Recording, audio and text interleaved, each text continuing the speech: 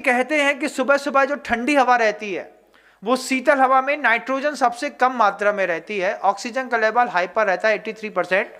उस समय सुबह उठ करके छत में बैठ गए हल्के कपड़े पहन करके और 15 मिनट तक मात्र अनुलोम विलोम अच्छे से कर लिया, थोड़ा सा भस्त्रिका प्राणायाम कर लिया। ये दो चीजें आपके चेहरे का चमक ग्लो भी बढ़ा देंगे, साथ ही साथ आपकी उदासी भी दूर कर देंगे। और लंग्स के अंतिम भाग तक जब हवा जाएगी तो आगे चल करके लंग्स का कोई प्रॉब्लम नहीं होगा। लेकिन आपको अपनी उदासी दूर करने के लिए लगातार स्नैपचैट, लगातार फेसबुक, लगातार आपको दूसरा और क्या होता है इंस्टाग्राम, हाँ वो लाल पीली नीली हरी, पहले लूडो में खेलते थे हम लोग, हरी हराबे लाल जिताबे नीली पीली टक्कर खाबे, अब वो सब ऐप में आ गए हैं। लाल वाला ऐप अलग है, हरा वाला अलग है, पीला वाला अलग है, नीला वाला अलग है, इसी में घुसे रहते हैं ना, और उसी से अपने आप को संतुष्ट समझते हैं। तो समझना कि उदासी जीवन में बढ़ती चली जा रही है, आगे चल के लंग्स की दिक्कत होने वाली है। अगर गहराई पे इस बात को उतर गई तो लंग्स की दिक्कत 100% पक्की है, किसी भी दिन टीबी डिटेक्ट हो जाएगी और दूसरे दिन से 9 महीने का एक कोर्स शुरू हो जाएगा, 2 महीने का एक्स्ट्रा। फिर कुछ लोग होते हैं बहुत जिद्दी स्वभाव वाले, जिद्दी स्वभाव वाले बिल्कुल क्रूर जैसे रहते हैं। तो जिद्दी स्वभाव रहता है लेकिन अपनी जिद सामने प्रदर्शित नहीं कर पाते। देखिएगा जिनके घुटनों में दर्द है वे सब जिद्दी स्वभाव के लोग हैं। अगर आप अपना जिद्दी स्वभाव छोड़ करके थोड़ा वात्सल्य को लेकर के लाने की कोशिश करेंगे और अपने बारे में अच्छा सोचेंगे, जिद्दी स्वभाव वालों की जिद कैसे दूर हो सकती है? कोई पूछो महाराज जी कैसे दूर होगे? जिद्दी स्वभाव तो है। आप दुनिया में अपने लिए तो सत्यनिष्ठ बनिए, दूसरे से कुछ भी झूठ बोलिए तो कोई बात नहीं है, लेकिन अपने लिए तो सच बोलिए। कि अगर आपका कोई जिद्दी स्वभाव है, किसी चीज पे अड़ गए सो अड़ गए, अब अड़े हैं तो अब नहीं ठीक करेंगे, करके रहेंगे करके रहेंगे करके रहेंगे, करके रहने की आप आदत डाल के देखिएगा, आपको मजा आएगा। धीरे धीरे जो घुटने के बीच का लुब्रिकेंट है वो आपका जिद्दी स्वभाव पूरा खा चुका होगा। उसके लिए क्या करना? उसके लिए सबसे पहला काम है परिवार का वह सदस्य जिसके प्रति आप बुरा सोचते हैं। कहां का? पड़ोस का नहीं, परिवार का।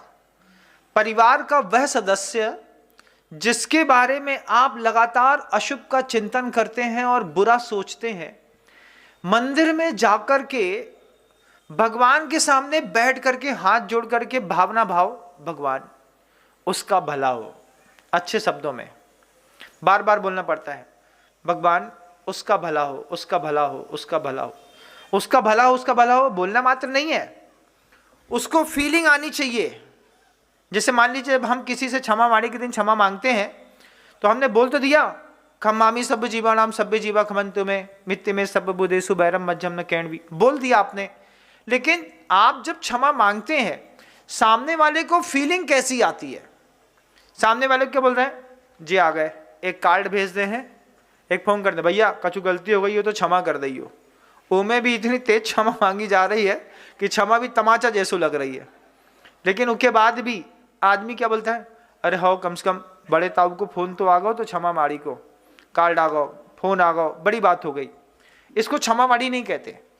क्षमा माड़ी कहते हैं जब आप किसी से क्षमा मांगते हैं तो आपको ये तय करना होगा कि मेरे शब्दों, मेरी टोन, मेरी आवाज, मेरे आंसू को देख करके सामने वाले को फीलिंग कैसी हो रही है। अगर वो फीलिंग तक उतर गया, जैसा आप देना चाहते थे वैसा उसने ले लिया, तो फिर क्षमा वाणी पक्की है। लेकिन अगर आपने सिर्फ शाब्दिक क्षमा मांगी है तो ये निश्चित मानिएगा ये उपक्रम अभी एक बार आपको और करना पड़ेगा। जब आपका जो जिद्दी स्वभाव है, उस जिद्दी स्वभाव के चलते जब आप लगातार अपने घरों में किसी व्यक्ति से अड़ जाते हैं और जिद पे भिड़ जाते हैं, अब तो हम देख के रहेंगे, करके रहेंगे, करके रहेंगे, कर लो तुम्हें जो करना है। लेकिन ये बात तय मानना कि तुम्हारे ना घुटने बचने वाले हैं, ना तुम्हारे L4 L5 बचने वाली है। ये जिद्दी लोग, बाहर के लोगों को छोड़ दीजिए, अभी अभी तो सिर्फ इतना नियम ले लीजिए कि घर के अंदर जिस व्यक्ति से हमारी बहुत ठसी में रहती है, बात करने के लिए नहीं बोल रहे, मंदिर में जाकर के उसके बारे में अच्छा सोचने के लिए बोल रहे। इसमें तुम्हारा कोई अपमान नहीं होगा। लेकिन लगातार जब प्रभु से प्रार्थना करोगे, भगवान उसको अच्छा मिलना चाहिए, बहुत मेहनत करते हैं वो, अच्छा मिलना चाहिए।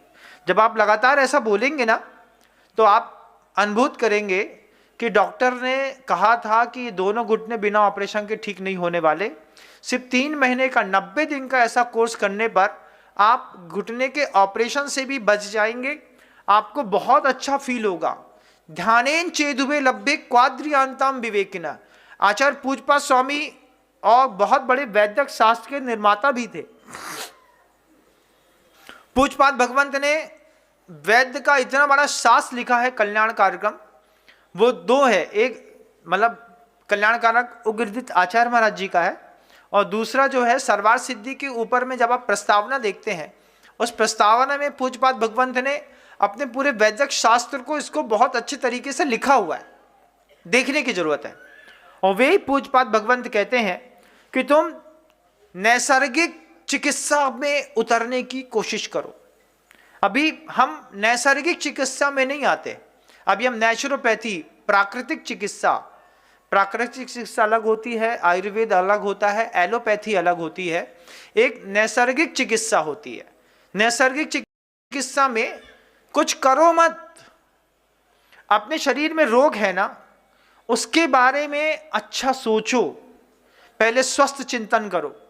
घर के अंदर कभी देखिएगा, आपको बहुत ज़्यादा कफ हो गया है, सर्दी खांसी हो गई है, आप 3 दिन से 4 दिन से 5 दिन से खो कर रहे हैं, नाक बहाए जा रहे हैं, बिल्कुल बढ़िया जमी हुई क्रीमी मलाई नाक से बाहर निकल रही है, आप करे जा रहे हैं, छींके जा रहे हैं, जहां देखो वहां बिखराते हैं गली गली।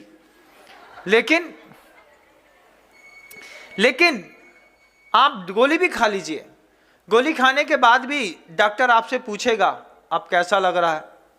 डॉक्टर दवाई दे सकता है, उसको ठीक करना आपके हाथ में है। फिर अंदर से एक आवाज आती है, 3 दिन से पहले तो ठीक नहीं होने वाला, एक आवाज आती है ना। जैसे वो आवाज जो आती है ना कि 3 दिन से पहले ठीक नहीं होने वाला, एक्चुअल डॉक्टर वो है जो आपके खुद के सबकॉन्शियस माइंड ने इस बात को कहा है कि ये रोग जो तुम्हें आया है ये 3 दिन बाद ठीक होगा। अब तुम गोली चाहे 3 बार खा लो चाहे 4 बार, वो रोग तो 3 दिन बाद इसलिए ठीक होगा क्योंकि आपने अपने आप से सेल्फ कमिटमेंट किया है, ये 3 दिन बाद ठीक होगा। फिर 3 दिन लगेंगे।